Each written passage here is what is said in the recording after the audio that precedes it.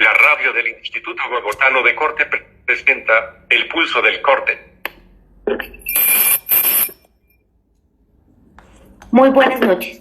Saludamos a toda la comunidad del corte. Bienvenidos a la 28ª emisión del Pulso del Corte, en temporada de pandemia. Temporada intermedia 3.5 del programa insignia de la radio del Instituto Bogotano de Corte, HJBC. Hoy, viernes 19 de junio de 2020, los acompañamos Empty Boy, Stinkfish y quien les habla, Disectivo. Esta vez no emitimos desde las instalaciones del Instituto Bogotano de Corte por las razones que todos conocen. Los acompañamos en teleconferencia desde nuestros hogares en la lluviosa ciudad de Bogotá. Regresamos en esta temporada 3.5 con todas las noticias, historias y pormenores del Instituto Bogotano de Corte. Estaremos tratando temas de actualidad en el mundo del corte y tendremos invitados locales e internacionales que nos ilustrarán sobre su trabajo en este maravilloso mundo. Hoy tenemos un invitado muy especial, Infame, desde la hermana República de Ecuador.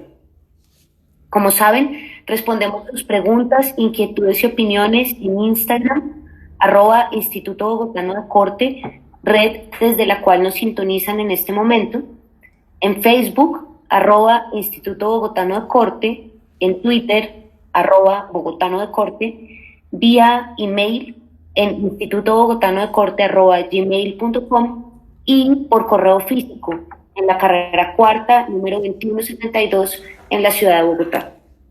Para mayor información sobre el instituto y nuestra programación, pueden acudir a nuestro blog www.institutobogotanodecorte.com.blog. La frase del día: cirugía con un machete, sacrificio de sesos para Satanás, brujería con velas y sangre, misas negras para el placer del brujo. Hace parte de las líricas de Sacrificio de la banda Brujería. Buenas noches a todos. Comenzamos hoy con las menciones de esta semana. Lo primero que queremos anotar es que el cortopunzante número 14, especial de Hogar Amargo Hogar, empezó a circular desde el pasado martes. Incluye la convocatoria con más de 40 propuestas desde México, Argentina, Guatemala, Uruguay y Colombia. Está en formato PDF en nuestro blog. También queremos mencionar que lanzamos la convocatoria Mapas y Piratas. Es una convocatoria para niños y niñas y niños de 0 a 11 años. Con las propuestas recibidas se hará un fanzine digital de circulación libre. La convocatoria ya está abierta y cierra el próximo 30 de junio. Toda la información está en nuestras redes.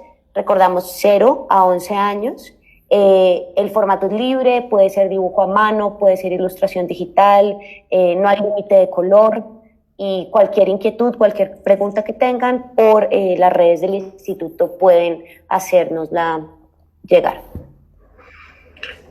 Y esperen el 23 de junio la segunda parte de Donde hace el corte con Calzado y Carlo.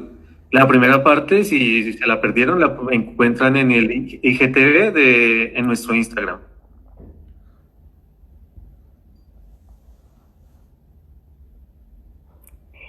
Y además recordarles que este próximo jueves 25 de junio estaremos haciendo la transmisión número 14 de Radio Pandemia a las 10 de la mañana. Las transmisiones pasadas se encuentran en el blog y en nuestro canal de YouTube. Recordarles que entre las últimas innovaciones tecnológicas del equipo de dispositivos, tecnologías y comunicaciones, el canal de YouTube está clasificado en listas. Entonces es mucho más fácil navegar hoy por hoy para encontrar la información. Sí, están las listas de reproducción ahí ordenadas por temas para que lo exploren. Y recordarles que continuamos con el regreso escalonado en medio de esta pandemia al instituto, a nuestra sede en el centro de Bogotá. Estuvimos precisamente ayer departiendo con nuestro amigo Nando de Mestizo Vegano. Y pues a propósito de eso queremos comentarles que Mestizo Vegano está realizando una recolección de comida para preparar menús para las personas que están en situación de calle en el centro de Bogotá. Creo que hoy se realizó la primera entrega. Entonces, pues entren a sus redes y vean en qué consiste esta iniciativa. Este 21 de junio a las 10 de la noche dan la sexta emisión de Archivo de Fanzines a través de nuestro Instagram Live, y el invitado será M79. Buenas noches.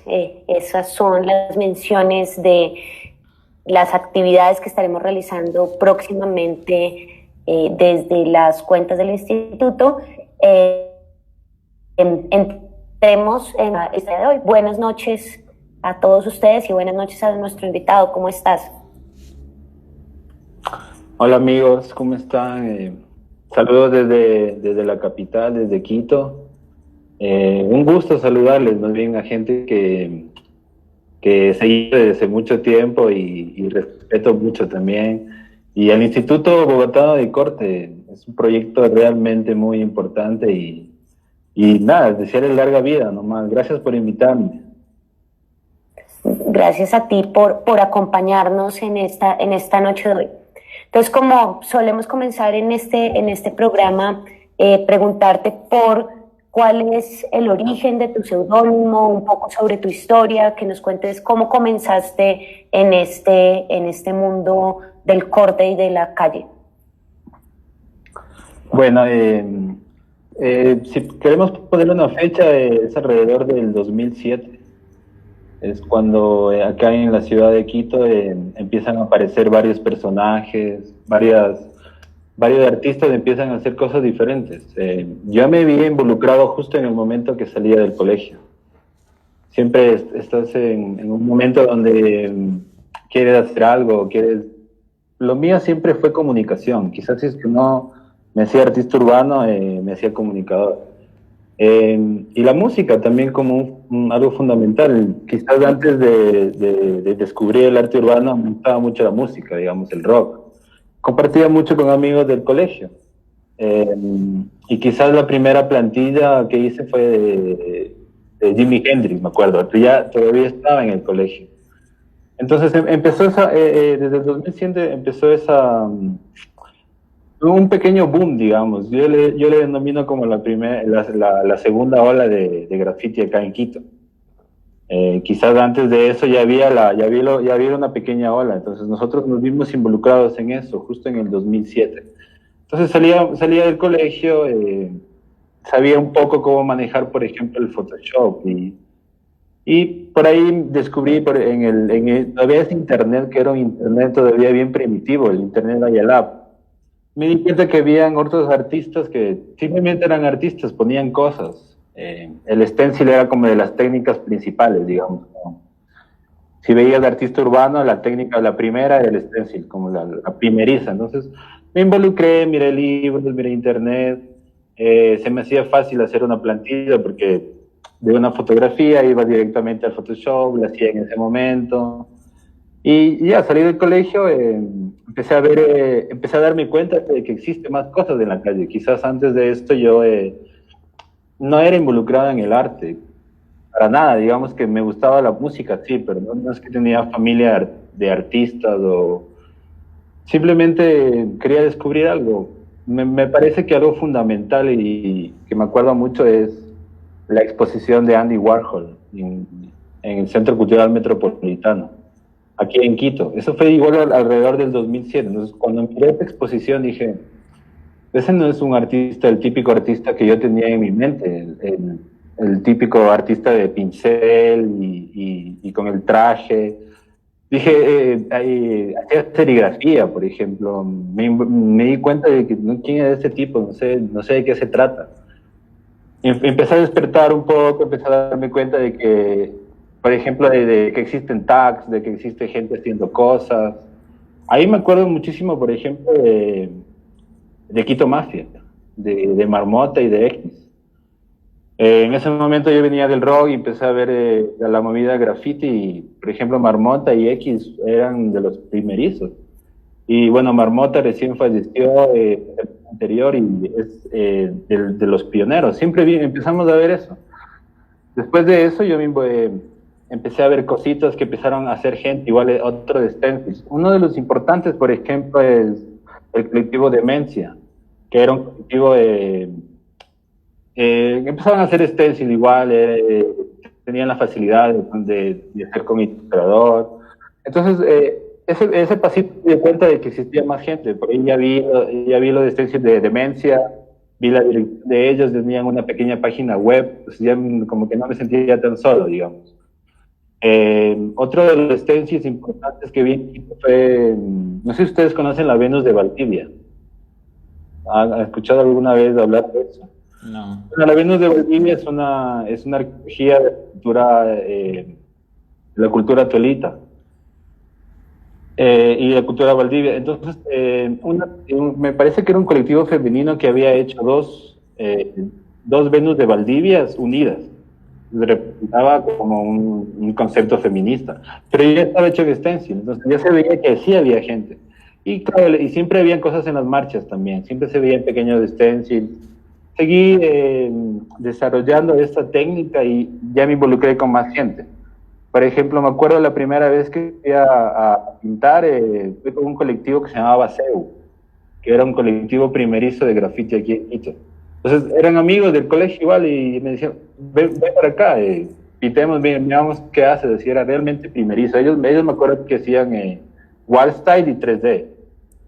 Hacían grafiti, ellos eran enamorados del grafiti tradicional, entonces poco a poco se fue involucrando la cosa, empecé a hacer más cosas, después ya hice un stencil de un poco más grande, le hice un plotter, y en acetatos, en radiografías, empecé a hacer más cosas, empezaron a hacer más personajes, y yendo por ahí me encontré con otros personajes parecidos, que no se veía que solo estaban haciendo graffiti tradicional, sino que ponían personajes directamente. Uno de los primeros que vi, me acuerdo, fue una vaca, MS fue los primeros que vi, ¿no? Una pequeña vaca que siempre la ponía, la pegaba con papel. Entonces decía, no, estos chicos como que hacen una cosa diferente, son bien gráficos, como que no ponen muchas letras, sino que van directo a las gráficas. Entonces desde ahí les conocí a ellos y me parece que de ahí empieza ya otra historia ya. De ya formar un colectivo, ya más gente empezó a hacer stencil, empezaron a ver festivales. Y eso es como el inicio, digamos, de toda esta historia. Pero cuéntanos de tu nombre. ¿Cómo llegas a llamarte Infame? ¿Cuál es la historia detrás de tu nombre? Bueno, al principio, las primeras cosas sin duda fue las primeras cosas que vimos fue la escena colombiana. Y yo me daba cuenta de que los personajes que hacían stencil, que hacían graffiti, no tenían como un seudónimo. Quizás la gente que hacía graffiti tradicional, como que sus seudónimos eran más como en inglés, digamos. Yo trataba de buscar una palabra que sea pregnante, que la gente se pueda recordar, digamos, fácilmente. Pero en ese tiempo justo me gustaba una banda, de ley la conocen, que es Babasónicos, de Argentina. Entonces, justo los manes lanzan el disco Infame. Entonces, me gustó de entrada, la portada me cautivó, que la tipografía que decía Infame, ahí dije, wow, qué genial, cómo es una palabra no tan bonita, pero los manes le generan una estética bien interesante. Entonces, estaba saliendo del colegio y dije, bueno, cojámonos de ese seudónimo para ver qué sucede. Así. Quizás lo quise evolucionar de alguna otra forma, pero ya cuando quise regresar ya estaba allí, entonces se quedó así como Infame. Pero no es una historia muy profunda, más bien es una historia de tener un nombre rápido. Por ahí vi la portada de un disco que me gustó y la cogí de uno, sí, y la puse nada más. Y bueno, una pregunta obligada en estos días. es cómo ha sido esa cuarentena, ese aislamiento, ese distanciamiento social allá en Quito y por extensión en Ecuador. Nos gustaría que nos comentaras un poco sobre eso. Bueno, en Quito hay varias cosas que se pueden hablar sobre la pandemia, la cuarentena. Bueno, lo que te podría comentar es que el 17 de marzo, fue el lunes, y nunca me olvidaré ese día. Ese día declararon la emergencia. De ese día para acá ya han pasado, de la emergencia han pasado 92 días. Y desde la cuarentena, digamos, más estricta, se puede desescalar desde el 3 de junio. Entonces, los primeros días, sí, lo que pasa es que acá nos dijeron, tranquilo, después de 15 días va a pasar todo, entonces, si ustedes tienen que hacer algo, solo déjenlo en 15 días después. Listo, entonces yo estaba ya pensando como, ¿qué voy a hacer 15 días después? Y seguimos en 92 días y todavía no estamos regular, digamos, ¿cachai? Entonces, pero ha sido un momento muy interesante, realmente personalmente veníamos de una cosa muy intensa, teníamos así un montón de cosas en todos los aspectos, y la cuarentena fue un freno para quedarnos en casa, simplemente para ponernos a crear. Quizás hacíamos siempre, yo por ejemplo siempre he trabajado de una forma de freelance, o sea, siempre he estado en la casa, trabajando en la casa, quizás solo he estado más tiempo nomás. Y está chévere que también en la cuarentena hay muchas iniciativas de art delivery. Muchos artistas urbanos como están trabajando en casa, están ahora desarrollando proyectos de pintar cosas en casa y mandarlas por delivery. Entonces, hay algunas cositas que sí están interesantes. Pero de ahí la cuarentena, precisamente ahorita en Quito, las cosas no están muy bien. Bueno, y ustedes se dieron cuenta en Guayaquil y todas las noticias, entonces como que está yendo por partes. La primera parte fue la parte dura de Guayaquil y ahora como que viene un poco más fuerte en Quito. Quizás no es tan intenso, pero justo en este momento las cosas no están muy bien. El alcalde está tomando ciertas decisiones, entonces esperemos que ya la próxima semana parece que estamos justo en el pico de los contagios. Y como ya estamos en un semáforo, lo que pasa es que acá estamos en semaforización, en rojo, amarillo y verde. Entonces en Quito estamos en amarillo, que digamos que es una precaución, totalmente totalmente no puede salir, sino que pues estamos esperando a que pasemos a verde. Pero por ahí dicen que vamos a regresar a rojo, entonces. Pero sí, me parece que he visto mucho también en la comunidad de graffiti de Quito. Han estado mucho creando, no han estado, digamos, incentivando a salir irresponsablemente, sino que han estado en casa creando la mayoría. Eso me dice que la comunidad de graffiti quiteña es interesante, es gente que crea bastante. Y bueno, volvamos un poco a la historia desde las influencias. Ya nos hablaste un poco de ese momento en el que empezaste, como de algunos nombres de demencia, de los cruz con los que empezaste a pintar. ¿Qué otras influencias has tenido en tu trabajo? Y también algo que nombraste ahí, si nos puedes contar un poco de qué se trata y cuál es brevemente la historia de los fenómenos crew, que pues si bien recuerdo, pues han ido más allá del mero hecho de trabajar en las paredes. Recuerdo una casa que habían intervenido, que era como una especie de casa ocupa, y hacían ahí como fiestas y eventos y exposiciones. Sí, bueno, acá en Quito, sin duda los personajes que más me han inspirado han sido los de mi colectivo, los fenómenos. Cuando ellos vienen ellos nacieron en la Facultad de Artes de Quito, la Facultad de Artes de la Universidad Central. Pero no solo ellos, hay personajes muy interesantes en Quito. Hay algunos pintores que yo admiro mucho, por ejemplo, el maestro Luigi Stornaiolo, el maestro Carrasco, que tengo la dicha de decirles amigos también, que puedo compartir con ellos. También un personaje muy importante aquí en Quito es Motomichi, que es un artista japonés que vive aquí en Quito. Eh, ellos, sin duda, para nosotros son como la principal inspiración. Pero de ahí en Quito, aparte de los fenómenos, ha habido personajes, por ejemplo, como Daniel Ayala, de Vomitorium, un personaje que apareció hace unos 7, 8 años, muy interesante.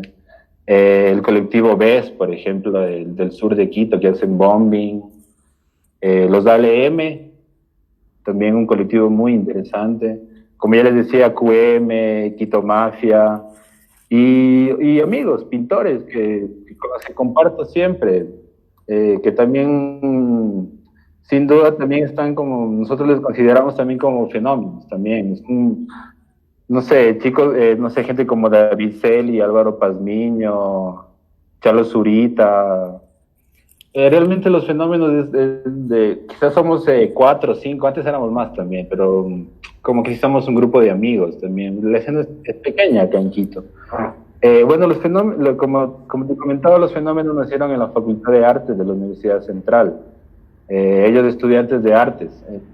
El precursor del colectivo es Pino Supay, que se conoce como Pinocho, le conocíamos en esa época. Él, estudiante de artes, con una visión ya un poquito más adelantada que la nuestra. Él de una se dijo, hagamos un colectivo, salgamos a pintar, sin ninguna protección. Me parece que eso fue lo interesante de ellos, ¿no? Que se acabaron las clases de la Facultad de Artes, a pintar lo que podamos, una casa abandonada. Yo me uní después de ellos. Primero fue Pinocho, MS, que les comentaba que hace las vacas, y el maestro Ralex. Ralex también de la Facultad de Artes. Ellos tres se conocieron ahí en la Facultad de Artes. Empezaron a pintar, ahí está y conectado. yo me les uní después, un par de años después me les uní. Entonces, como te decía, me gustaba más que sean muy gráficos, que no tenían ninguna regla establecida, sino que simplemente íbamos a una casa abandonada, pintábamos, con pintura acrílica, con poco spray, pero la cosa era más bien estar en amigos, nunca pretendíamos nada más. Por ahí una vez conseguimos una casa que se veía más interesante, ya no se veía una casa tan deteriorada, se veía como que alguien vivía ahí adentro. Yo dije, bueno, entremos a la casa a ver qué sucede. Parecía que vivía un colectivo de afroecuatorianos ahí adentro. Entonces, como que le digo, bueno, déjenos pintar. Dice, bueno, sí, esta casa está deteriorada, pinten.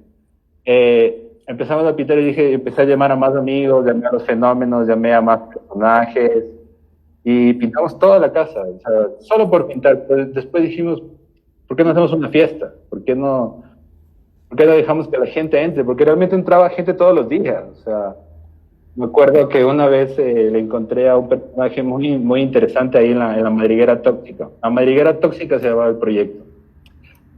Hicimos después otras madrigueras, pero era como una casa. A los vecinos no les gustaba, obviamente, para nada. Pero solo llegábamos después de clases a pintar, a estar allí. Tratábamos de tener una biblioteca, llegaban más amigos, tratábamos de dar talleres. Pero me parece que lo interesante fue esta fiesta. Se juntaron varios aspectos para que esa fiesta no solo termine en una fiesta, sino que termine en una experiencia. Me acuerdo mucho que al siguiente día había muchos comentarios de la gente, que es interesante, nunca había entrado a una casa totalmente pintada y pusieron un DJ. Me acuerdo, es muy interesante porque me acuerdo que en esa fiesta tocó Nicola Cruz. No sé si ubican Nicola Cruz. Es un artista electro andino ecuatoriano. Entonces él, cuando todavía estaba haciendo sus primeras cosas, estaba ahí metido y entre más pintores y el dueño de la casa, que era un afro, también estaba allí. Entonces, y había gente del hip hop, punky, skaters, manes de la pista, todos en una misma reunión, ¿cachai?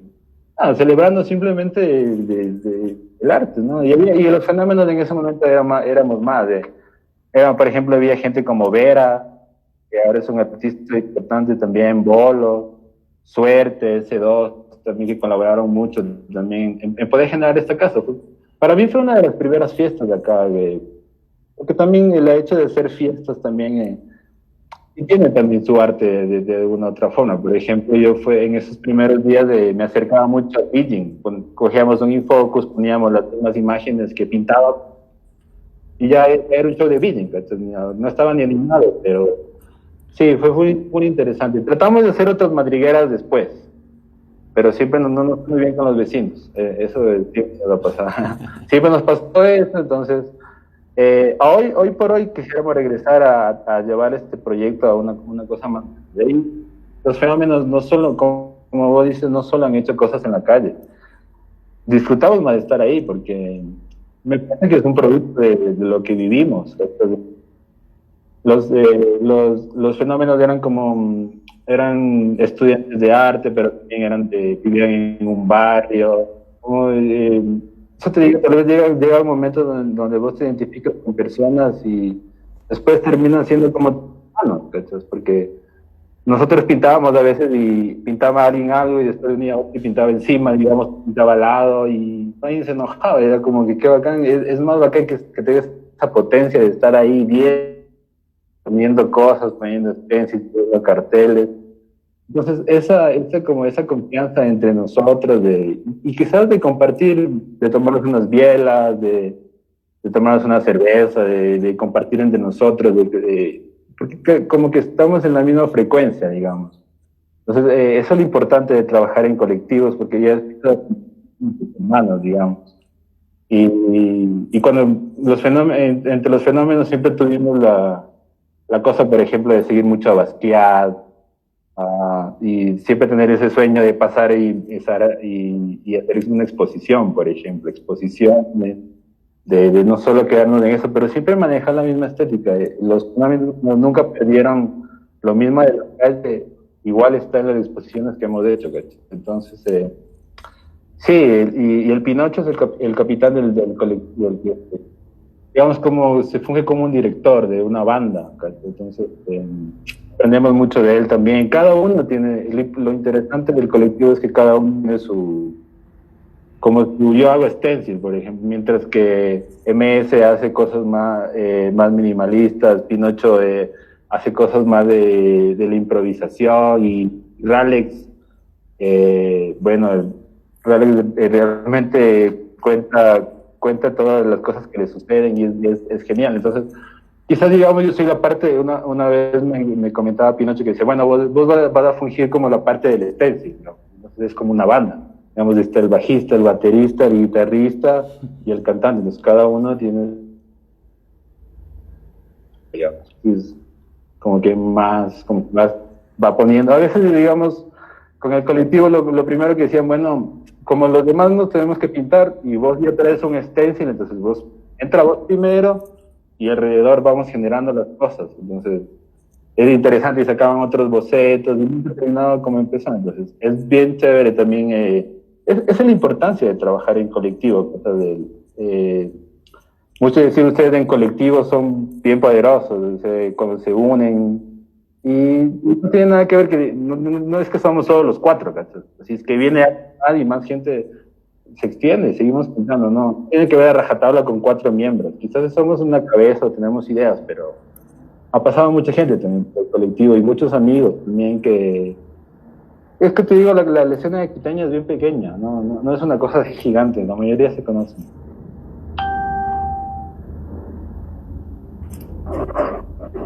Y bueno, algo que siempre intriga a nuestra audiencia es la técnica.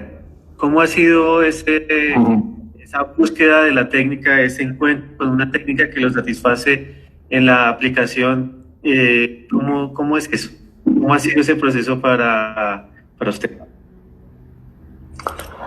Bueno, sí, a mí me gustó fue el stencil por lo rápido, por lo que puede resolverlo rápido, no tienes que estar tanto tiempo, digamos 2, 3, 4, 5 días de estar en un lugar como que no te aburres, no puedes estar tanto tiempo en un lugar. Empecé como te diría primerizamente, yo sabía manejar el Photoshop ahí, no sé, viendo tutoriales. Y me gustó, al principio me gustó muchísimo de los tramados, los semitonos, que te podías hacer diferentes Rostros, lo que yo siempre hago es empezar de una fotografía. Sí trato de ver que sea una fotografía, quizás no dejarle igual, sino que coger la fotografía y postproducirle de alguna forma, cambiarle cosas. Por ejemplo, el logotipo que tengo que finge como un logotipo, como un identificador. Ese es un cantante que a mí me gustaba mucho, pero no tenía gafas, por ejemplo. Entonces le puse gafas, entonces sí trato de cambiarle, digamos, en la parte de diseño. Eh, También igual guiarme un poco a lo que están haciendo mis compañeros, pero eso no es relativo igual. Siempre trato de conseguir imágenes un poco provocadoras, quizás medias futuristas, digamos, cambiarlas. Me gusta también coger cosas de la religión. Acá en Quito la religión es muy importante, la religión católica, como toda la ciudad se rige a una virgen, por ejemplo. Entonces, cogí esa virgen, le puse otro rostro un poco más provocativo, después le hice sticker para ver que la gente que...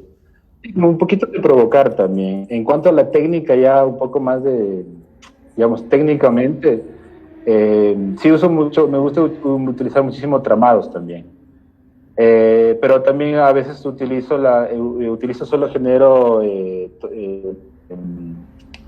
genero tonos oscuros, como la típica plantilla de stencil, pero no le dejo como encima de eso, al lado, siempre por la necesidad de estar con mis compañeros, digamos. Entonces trato de hacer texturas, trato de generar como un wall style ahí quizás, aunque no, sino que son texturas, son cosas que me salen en ese momento, ¿no? El stencil no como que le dejo allí, como al final, sino que le trato de hacer un poquito de cosas más, pero solo dejarlo estéticamente bien nomás. De ahí, no es que solo hago tramados, no es que solo hago stencil a un solo color, también he hecho stencil a 3 colores. Es que recién, te diría que hace unos 3 años nomás pudimos conseguir varias colores, digamos, porque no había Montana, no había estas cromáticas no había muchas cromáticas, solo no podías generar muchos colores, entonces sí te limitaba también.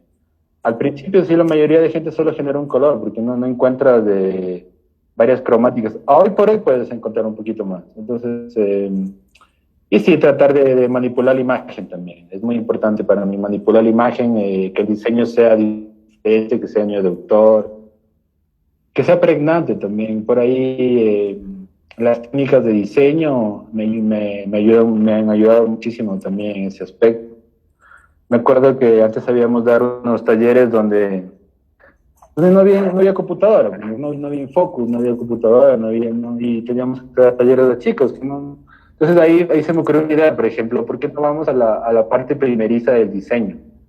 Que es la parte primeriza de identidad corporativa, que es hacer logotipos, de hacer isotipos, de hacer imágenes que les empiezas a reducir. Entonces a los chicos les ponía, digamos, un animal, un león, entonces les decía, empiecen a pensar necesito que hagan un dibujo de león, pero solo lo principal, y que se pueda ver como un león. Entonces solo dibujas los ojos, los colmillos, y nada más.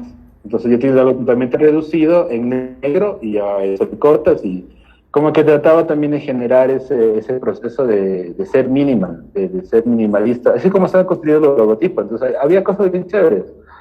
Es interesante porque ya los chicos pasaban no solo de generar un stencil, sino que ya era una gráfica en alto contraste, pero de ellos, ya creado en ese momento y creado en ese momento. Entonces, ha habido muchos procesos. Yo personalmente no es mi técnica generar cosas empezando a hacer cosas mínimas, sino que siempre ha sido un trabajo de fotografía. Pero sí me gusta mucho generar logos, tratar de sacar lo mínimo. Son cosas que aprendí en escuela de diseño, pero que muy poco lo he aplicado realmente, porque en diseño en el corporativo trabajo muy poco, por ejemplo. Pero me encantan las cosas por ejemplo, de DJ Lu. Es muy interesante cómo él puede transformar estos isotipos. Entonces, a esa cosa es lo que quisiera decirles a los chicos que puedan hacer.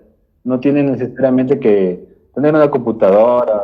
A veces acá en Quito estos días de cuarentena nos dimos cuenta que mucha gente no tiene una computadora, no tiene acceso a internet. Peor a Photoshop o cosas así, entonces siempre se tiene que buscar como no cogerte directamente de la computadora, sino que también ver cómo puedes generar algo interesante. Y si lo puedes generar extensible, si quieres lo puedes hacer serigrafía, para una camiseta. Muchos chicos iban directamente y estampaban camisetas, o sea. Entonces, para concluir, te decía, no es que tenga una técnica específica, sino que está indagando en bastantes cosas del stencil, el tramado, los colores, el alto contraste. Y sí, eso te podría decir sobre la técnica. Bueno, y antes mencionabas que las fiestas y esta actividad de DJ, y ya sabemos que también trabajas con mapping, entonces si nos contaras algo sobre eso, sobre el mapping y cómo te... Claro. Sí, yo me involucro en el videomapping por el maestro Motomichi, que es un artista acá de Quito. Bueno, él realmente no es quiteño, es japonés, pero se casó con una ecuatoriana, entonces en una época decidió venir no directamente vivir acá en Quito y trabajar en Quito. Y yo estudiaba en el YABQ, es el Instituto de Artes Visuales de Quito. Yo estudiaba ahí y, bueno, iba a ser la típica pasantía. Y Yamamoto Michi es un personaje que raramente le gusta mucho el arte urbano. Entonces me llamó y ahí conocí la técnica del videomapping. Claro, lo primero que hice fue pensar en cómo pudiera aplicar esta técnica al stencil o tratar de involucrarme con eso. Y después de eso también me di cuenta también de que el hacer videomapping, por ejemplo, directamente en la urbe, es una idea primeriza de cómo podría ser el graffiti en el futuro, digamos. En el futuro pueden existir como... La videoproyección puede ser clave como para comunicar, generar que los murales sean más interactivos, sean en 2D, por ejemplo. Entonces, siempre estoy tratando siempre tengo mis ideas en poder mezclar estas dos técnicas directamente en la calle, pero es difícil hacer esto en la calle porque se necesita una logística bien grande. Pero he podido hacer experimentos, por ejemplo, en la galería, en la galería en Más Arte, hicimos un experimento donde hicimos un stencil, hicimos videomapping, y siempre, claro, lo expliqué, a la gente le decía, quizás así puede ser el graffiti en el futuro. Y de ahí me gusta mucho el beading, que es directamente poner imágenes de fiestas y estar en la misma sintonía que el DJ. Entonces, como te digo, acá la escena es pequeña. Por ejemplo, un amigo me dijo, ¿sabes qué? Voy a hacer una fiesta. Y vos eres diseñador, ¿por qué no me ayudas a poner imágenes? Pero yo lo primero que le dije fue, está genial, pero déjame poner mis imágenes. O sea, déjame poner las mismas cosas que estoy haciendo en arte urbano, y las animé, y quizás la misma estética quedaba, porque el tecno, digamos, la música electrónica un poco más under, siempre también trata de buscar imágenes no sé, que estén en el under también. Entonces, por ahí me acuerdo que tenía el personaje de Vanessita, que es una chica un poco andrógina, quizás. Y este personaje le puse en una fiesta de techno y como que sí quedaba, ¿cachas? Como en un personaje medio futurista, medio urbano, en una fiesta de techno. Por ahí ponía como efectos de minimal, de luz. Entonces por ahí fue naciendo la cosa. Lo que sí quiero es, con las personas que he trabajado, por ejemplo, he trabajado con Buresur, una banda de hip hop de acá. Siempre lo que les digo es, está genial, pero déjame generar una estética, déjame llevar lo mismo que estoy haciendo a una cosa más animada. Y qué mejor que poner en una fiesta, porque lo estás poniendo en vivo, digamos. La gente lo está generando en vivo, lo está tripeando en vivo. Entonces, por ese lado me interesó muchísimo. De ahí es genial mezclar videos en vivo, es muy bacán. La gente como que se empieza a involucrar. más, y claro, la música como el árbol, digamos, la raíz de todo. Y siempre, claro, tratando de poner las imágenes, las mismas imágenes, y también tratar de involucrar el videomapping con la urbe, con poder no solo llevar al videomapping a un entretenimiento, que ya como una obra de arte. Entonces por ahí más bien es una cosa de entender la gráfica, ¿no? Como te digo, todo tiene que ver con algo, o sea, tal vez si es que yo no conocía a esta persona que hacían fiesta, no, a mí también me gusta la fiesta, obviamente, me parece un momento donde vos te sacas todo, así. Mucha gente antes de la pandemia decía, no, ustedes pasan en Beijing, o que se va a acabar el mundo, y qué es lo que sucede. Entonces después aparece una pandemia y dices, o estuviste ahí, entonces siempre pensando en ese aspecto también. Mañana, tal vez ya no estamos, ¿cachai? ¿Y por qué no hacer una fiesta? ¿Por qué no invitar a gente, poner unas buenas visuales, un DJ que le esté rompiendo? Bien. Bien, y desde ese lugar queríamos preguntarte también cuáles son como los proyectos en los que estás trabajando en este momento, cuál es como tu perspectiva, pues claro, ahorita es muy difícil pensar en el futuro a mediano plazo o a largo plazo, pero pues que nos cuentes un poco en qué estás y qué proyectos tienes que continúen, de los cuales nos quisieras comentar. Sí, yo estaba bien, esos últimos meses estaba muy involucrado en el bidding. Trataba de todas las gráficas que hacía, tratarlas de ponerlas en bidding. Pero no siempre lo puedes desarrollar como tú quieres. Eh, no estaba pintando tanto, realmente estaba haciendo bastantes gráficas, pero no realmente pintando. Ahora siento todo lo que ha pasado acá en el país, porque han pasado cosas, especialmente la corrupción, que parece que era lo que siempre existió, siempre le tenían como guardado, ¿cachai? Parece que la pandemia hizo que todo esto explote.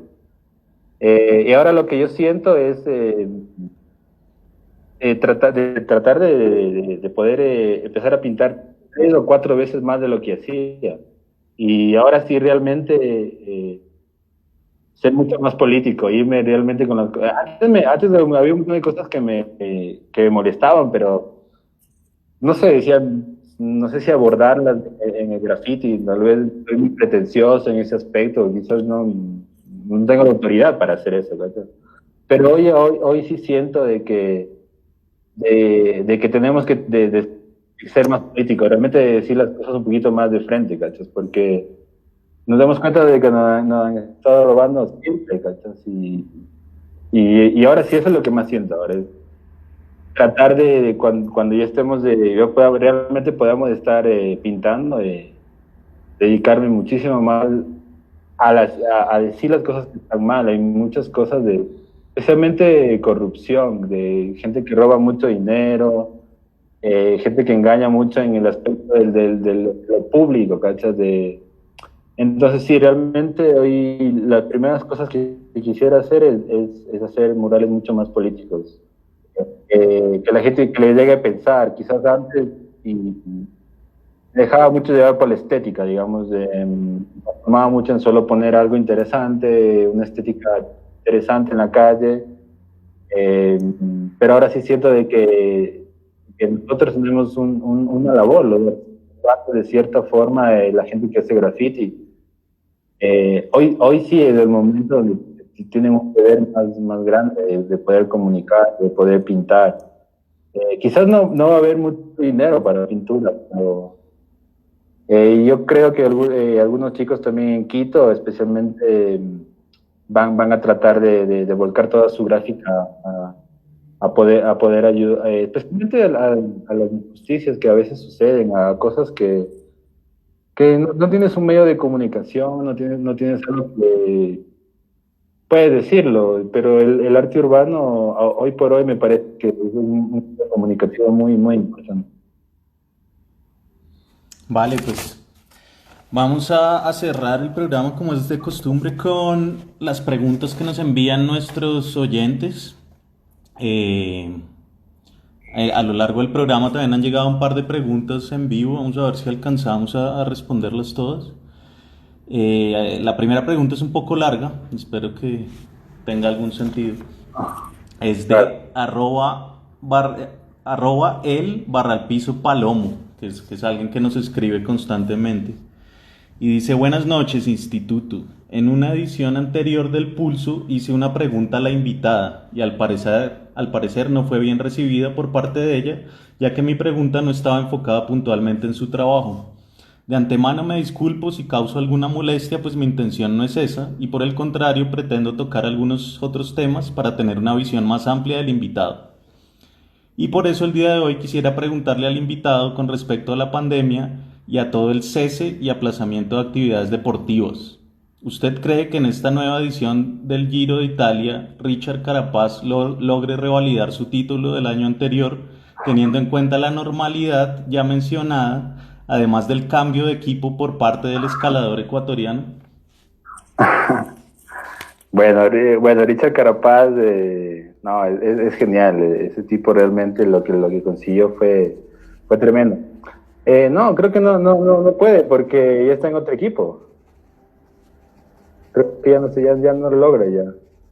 Me parece que también ya él estuvo en el equipo Movistar, parece. Entonces es que creo que de lo que yo sé es que si está en otro equipo ya no lo puede hacer. Me parece que ya él creo que le apunta a la Vuelta a Francia, creo. ¿No? Pero de ahí genial que la gente puede ubicar a Richard Carapaz. Para nosotros es ahorita es uno de los deportistas más importantes. Pero en cuanto, por ejemplo, al deporte, no sé si es que a mí me encanta el fútbol, por ejemplo. Yo soy hincha del Nacional, de acá de Quito. Sí quisiera que regrese el fútbol, es chévere, pero no, si no se puede, no, realmente no creo que sea algo que tiene que ser prioritario. Que regrese el fútbol, pero sin público, que se lo pueda ver por TV. Así. Va. Siguiente pregunta. Sí, nuestra pregunta la hace arroba Steve Harvey 01 y es: ¿qué le dirías a alguien que cree que los certámenes de belleza tan anticuados van en contra del feminismo? ¿Te la repito? ¿La repito? Sí, ¿La escuchó? no se escuchó bien. Vamos a Ah, repetirla. bueno, les voy a repetirla. La pregunta la hace arroba Steve Harvey 01 y es: ¿qué le dirías a alguien que cree que los certámenes de belleza son anticuados y van en contra del feminismo? No te entendí, solo te entendí certámenes de belleza. La voy a hacer yo, a ver si me escuchas mejor. La pregunta es de arroba Steve Harvey 01. ¿Qué le dirías a alguien que cree que los certámenes de belleza son anticuados y van en contra del feminismo?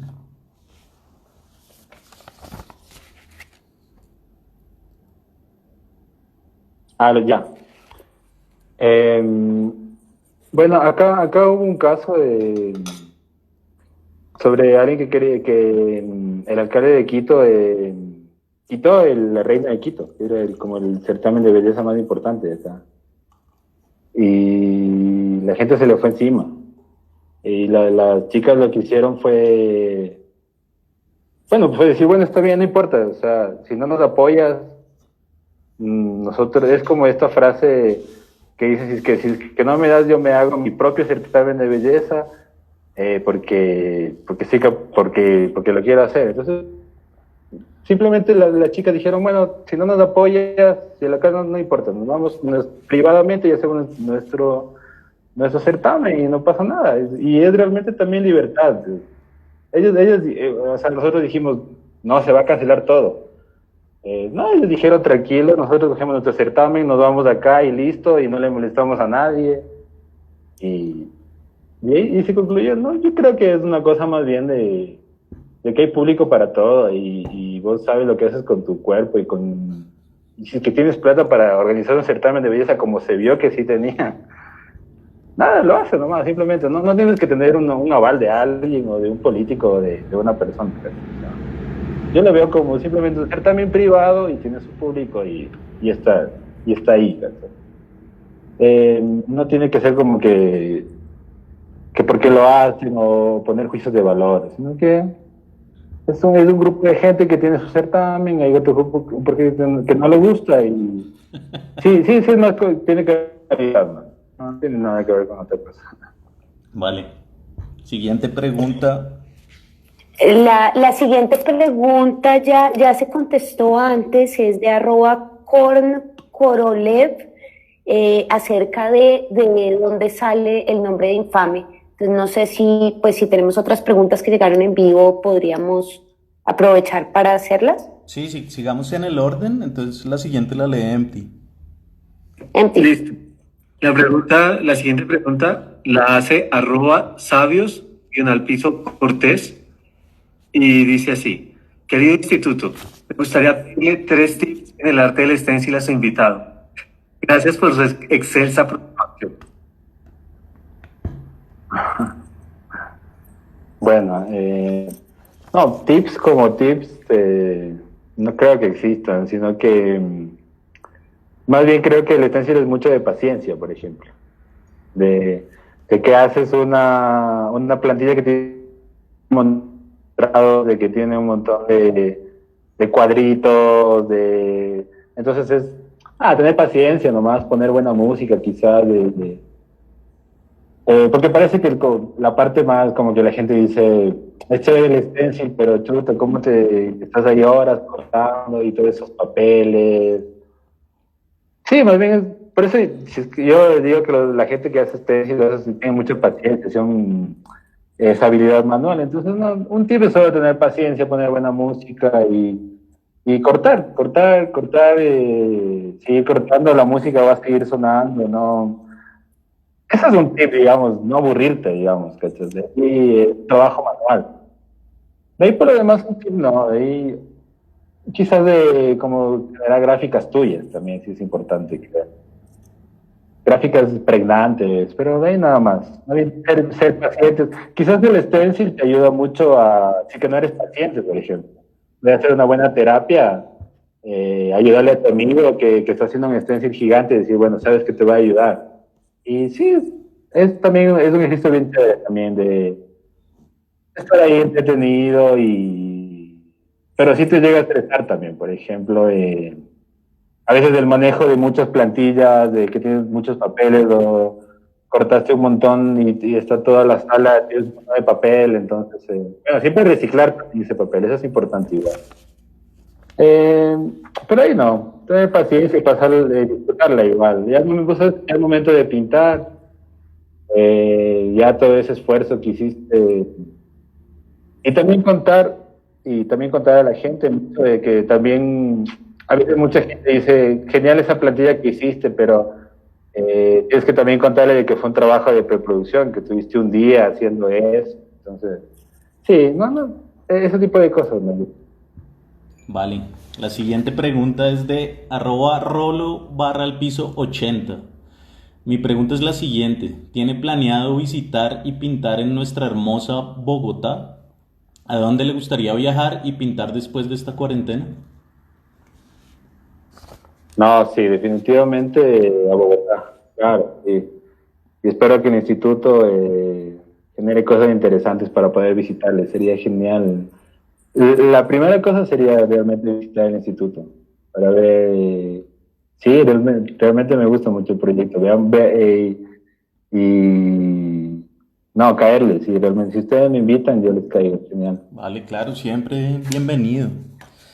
Y nos llegaron unas preguntas también para que respondamos, ya que nos quedan 5 minutos, pero yo creo que alcanzamos. Entonces, @perroverde, estos llegaron en vivo. Pregunta, referentes de stencil. ¿Pero acá en Quito? Yo creo que a nivel Quito y a nivel mundial, lo que quieras. A ver, dinos tres referentes de stencil que quieras No, destacar. el primero, sin duda, es Cusado. Excusado, las primeras cosas de Excusado fueron lo primero que vi.